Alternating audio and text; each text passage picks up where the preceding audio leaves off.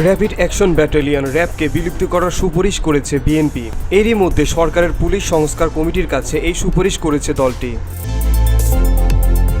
আজ মঙ্গলবার রাজধানীর গুলশানে বিএনপি চেয়ারপারসনের কার্যালয়ে এক সংবাদ সম্মেলনে এ তথ্য জানান বিএনপির স্থায়ী কমিটির সদস্য ও বিএনপির পুলিশ সংস্কার কমিটির প্রধান মেজর অবসরপ্রাপ্ত হাফিজউদ্দিন আহমেদ। হাফিজউদ্দিন আহমেদ বলেন, সরকারের পুলিশ সংস্কার কমিটি বিএনপির কাছে সুপারিশ না চাইলেও আমরা সুপারিশমালা দিয়েছি। রাষ্ট্রের এই অত্যাবশ্যকীয় সেবার সংস্কার এখন সময়ের দাবি।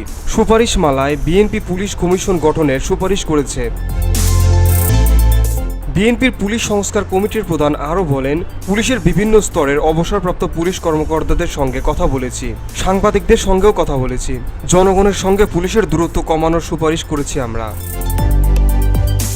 হাফিজউদ্দিন আহমেদ বলেন, গত 16 বছরে দেশের প্রতিটি প্রতিষ্ঠান ধ্বংস করে দিয়েছে আওয়ামী লীগ, যার মধ্যে পুলিশ বাহিনী অন্যতম। যারা বিতর্কিত হয়ে পড়েছেন, মর্যাদা বলতে কিছুই বাকি নেই তাদের। গুম খুন নির্যাতনের কারণে তাদের উপর আস্থা নেই জনগণের। BOD Bangla news desk.